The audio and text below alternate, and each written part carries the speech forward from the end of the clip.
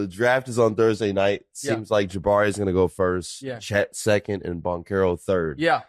Who do you think will be the best guy in this draft class? Okay, it's important for me, as always, to be honest with the audience.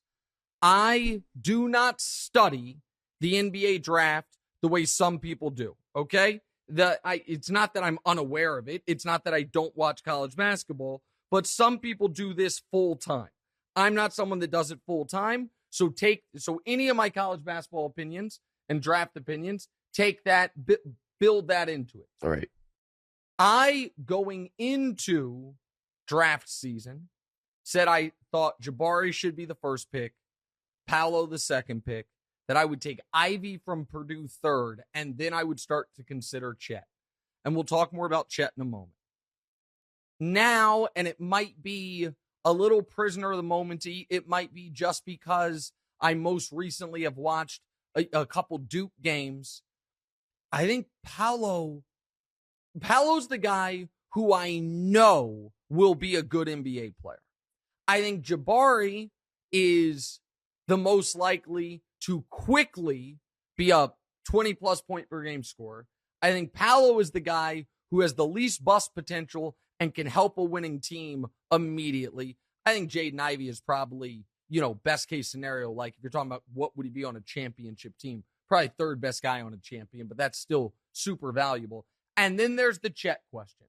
And I've done as much Chet research as I can do. And I really like the kid.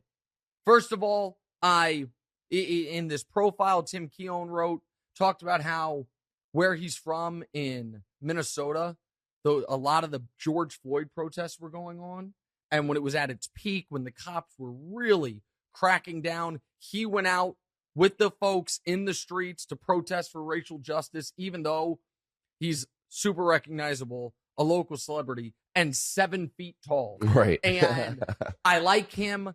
I believe he and his father and his coach, that he works out a ton, lifts weights, that he eats a ton, and all of that makes me more concerned. I would almost be less concerned about Chet if it was quietly like, he's never put the focus in on his body. Right. He's a teenager. He hasn't been on the right regimen. His family has money.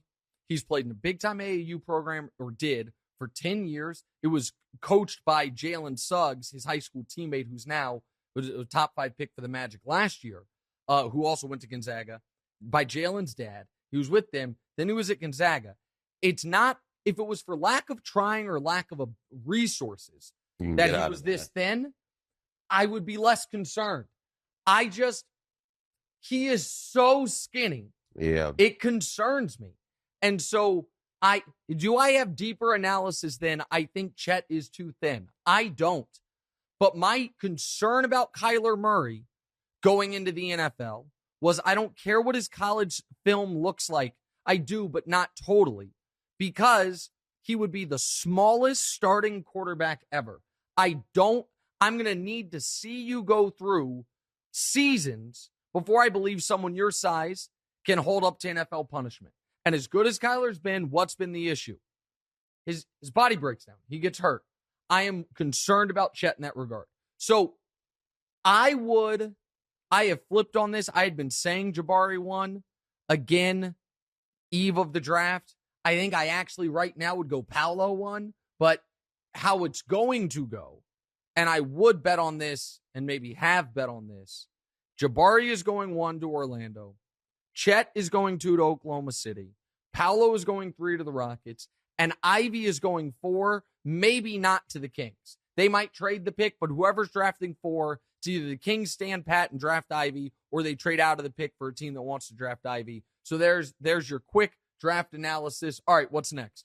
First things first, you proposed a wild trade. Yeah. Russ and Anthony Davis for Kyrie and Ben Simmons. Mm-hmm. This must be your version of audition for that GM spot on LeBron's Vegas team. Yeah, sure. Yeah, call it.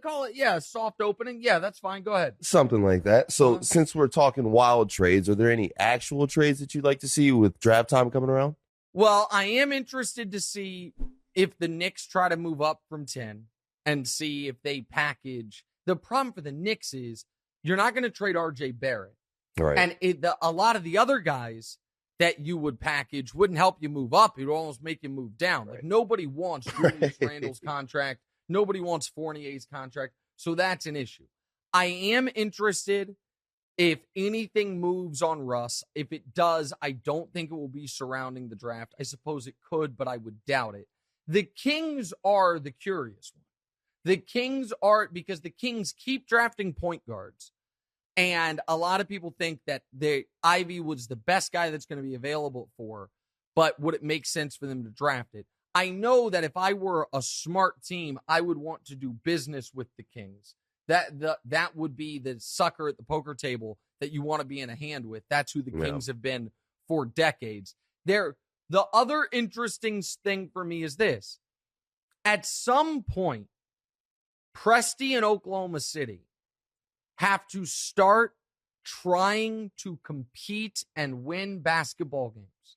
And there is already murmurs that one of the reasons they like Chet at 2 so much is they think he's the least likely of the top 3 to make an instant impact. And they want to be bad again because they want this French kid, Victor Wembanyama, who is, I haven't felt this way about a foreign prospect ever except for Luka. The Victor Wembanyama footage is, it looks like it was CGI.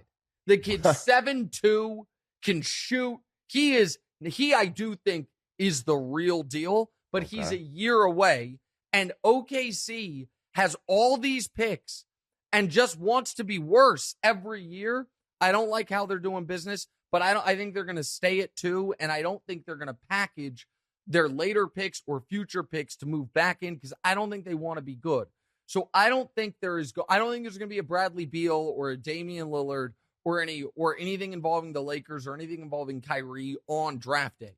I think once free agency opens is when the real NBA the NBA trade stuff is going to get going. All right, what's next?